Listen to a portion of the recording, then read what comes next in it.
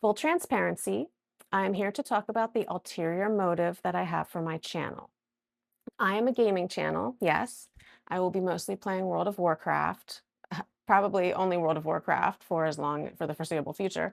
But I also want to chat and talk about common ground and unity and all of the hope and optimism that I have for all of us. So at the end of my last video with the tie-dyes, I nervously explained my outlook a little bit of our political spectrum. So I don't see the basic left-right political spectrum anymore. I see this more of this shape. I see, you know, the left and the right and the center, obviously. But I see all of this money in the middle on both sides, left and right.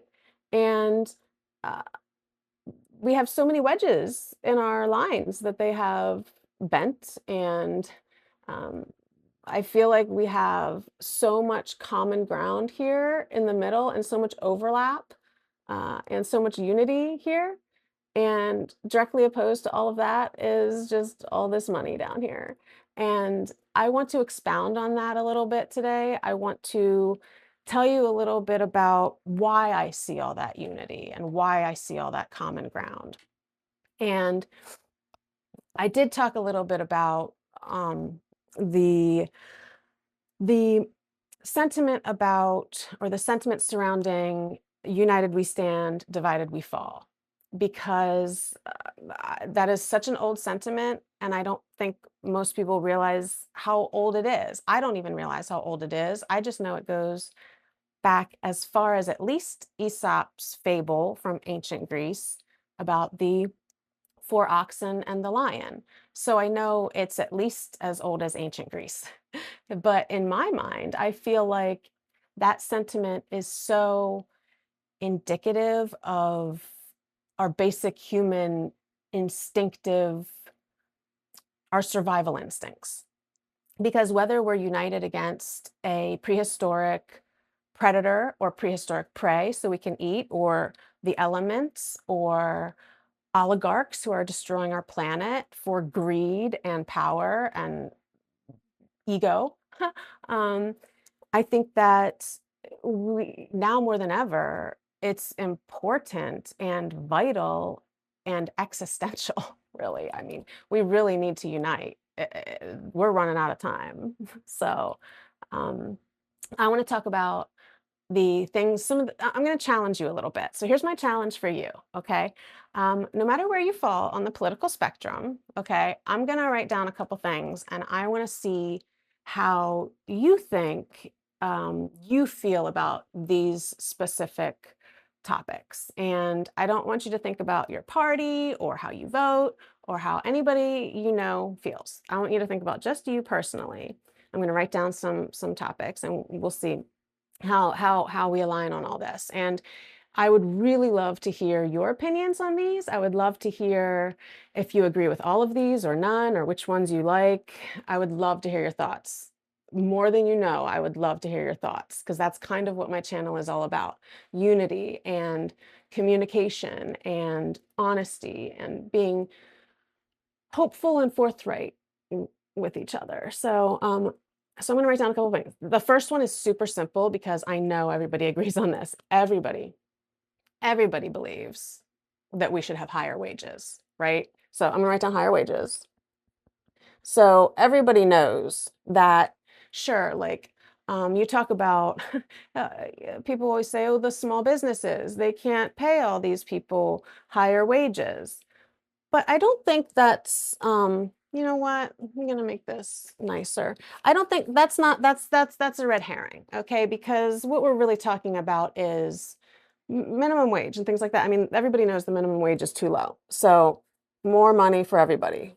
More money, higher wages, okay? I hope you can see that. More money, all right? So that's number one, more money. Sorry, like I decided to make this video 10 minutes ago. So I hope that this goes okay. So I'm sure everybody agrees, everybody needs to make more money. The wages have been stagnant for way too long. Okay, that's kind of a no-brainer. Now, number two is a little less easy to understand, but I think a lot of people understand it. So, getting money out of politics. Um, so a lot of people say, "Oh, you have to have money in politics. You have to. How are you going to advertise? How are you going to do anything?" Um, so our country and our system is so wealthy. Not us, but like the higher ups, are so wealthy. So media companies, the big media companies, television, Time Warner, all them, if that even exists anymore. There's so many monopolies, but they can all afford to put political ads on television for free. Okay. They get enough money from all of their advertisers and everyone paying them to pay millions and millions of dollars to the faces we see. They can definitely afford the airtime to make politics free of the corruption of money. People running for office to represent their constituents should not need to be wealthy in order to put their message on television, plain and simple, or newspapers, or wherever. They should not have to be exorbitantly wealthy or get tons of money from who knows who in order to just tell us their message and what they want to do for us. That's ridiculous. So, number two, money out of politics. I want you to think about these and think about really where you personally stand on these issues, okay? And please share. I would love to hear about it. And three, we're going to say, oh, three is a simple one. This is a simple one too. I think we all agree on this. I'm going to write it down here and show you. No more wars, okay? I think everybody here agrees. I'm not going to assume, sorry, I'm not going to assume I know who you are or what you believe. I'm not going to make assumptions about you, okay? I don't like to do that. Some people might love everything on this list. Some people might love one. Some people might love three. I don't know. That's why I'd love to hear from you.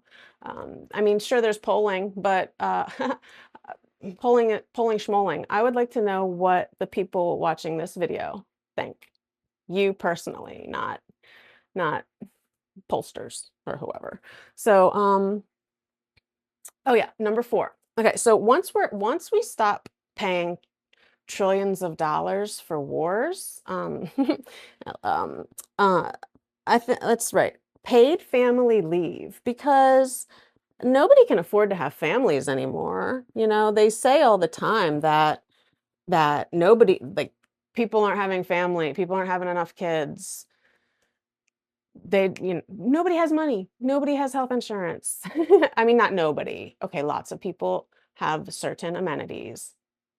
But general public, a lot of people cannot afford to have families. People, I I left my job of 14 years when I had a baby during COVID and my mom died of cancer right at the, couple weeks before I gave birth. And I feel so fortunate and lucky that we could that I could leave my job to stay home with my child during COVID after just losing my mom.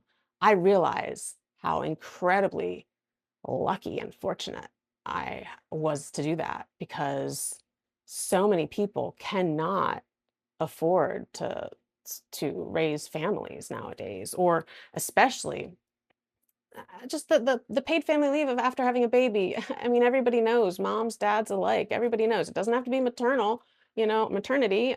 There's paternity leave too. It's just paid family leave. We need to take care of our families, and even people who don't have children but are taking care of their elderly parents. They talk about this sandwich generation and how people are taking care of their children and also their parents, yet we also don't have paid family leave to take care of our families. So I'd like to know how you feel about all this. All right, number five. Number five is okay. Number five is a little bit more political.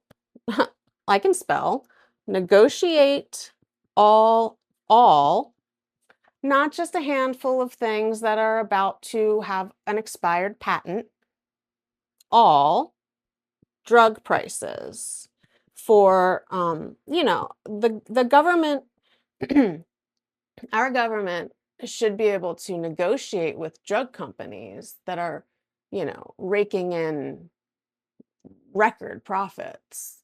Our representatives should be able to negotiate with them for how much they pay for the drugs that they are providing, um, to that our government is paying for when it comes to any government paid for healthcare, which in my opinion, we should have universal healthcare, but that's not on this list. I'm not asking you about universal healthcare. You can tell me all about your thoughts on it, but that's not on this list. So you can let me know, but they should be able to pay for, in my opinion, and what this is saying is they should be able to negotiate and say, yo, Merck, we don't want to pay you an insane amount of money for a drug just because we have an insane amount of money. Merck says, hey, you're paying trillions of dollars for war. Why don't you pay us 20 times what Canada pays or what France pays or whatever? And our government says, okay, here, have more money. But we think we think our representatives should be able to negotiate with our representatives about that. So, or negotiate with the drug companies about that. Anyway, I'm going on. So, and number 6 is ban private equity. I'm just gonna, ban private equity from buying up our houses. Buying up. So here's what happens. I'm just gonna, yeah. So from buying up all our houses, so here's what happens. These private equity dudes come in and they just buy up houses to rent out or to jack up the prices of, basically turn residential properties into money makers. So sure, regular average people like to buy a house. Like if they can afford to invest, if they're doing well enough, what some people will do is they'll buy a small house somewhere else and maybe rent it out and maybe have some sort of um, passive income. If that's, I mean, this is stuff that like, I know like this is like a lot of people can't do this. I played this game a long time ago. I think it was called Rat Race, but I remember like it was a board game and it was all about, finances. And one of the things that, they really encouraged you to do in the game was to buy properties and rent them out and whatnot. And, that is very clearly I think it was a board game put out by that Rich Dad, Poor Dad guy, whoever that guy is who wrote that book way back when. So, I understand the concept of buying another house and renting it out as an investment. But what these private equity firms do is just gobble up the houses so that all the prices are jacked up. They're paying cash for everything because they don't need a mortgage. So the price of houses has just skyrocketed, mainly because all of these private equity firms are gobbling up the market and renting them out and basically doing what average people should be doing on a smaller scale, but don't have the opportunity to do because the prices are so high. Who can afford to invest in a second property when they can barely afford the property they have now, if they are even lucky enough to have a property of their own? So I'm really, really curious what you guys think of all of this because my channel is about unity. Sure, I'm playing WoW, but I talk a lot. And the things that I talk about the most or think about the most are us, people, and how similar we all are. And I'm not going to go on forever with this because I just thought to make this video now, and I really wanted to tell you about the goals of my channel, and I really want to hear your thoughts on those 6 things. So I'm going to say, so once more, I'd like to, I'm curious about your thoughts on higher wages, on getting money out of politics, on no more wars, okay? Also, paid family leave. Also, negotiating all drug prices, okay? Because they're paying with our money, right? Our taxpayer money. I mean, all of this obviously. And banning private equity from gobbling up the housing market. So I'm curious what you think of all those things. And till next time, peace.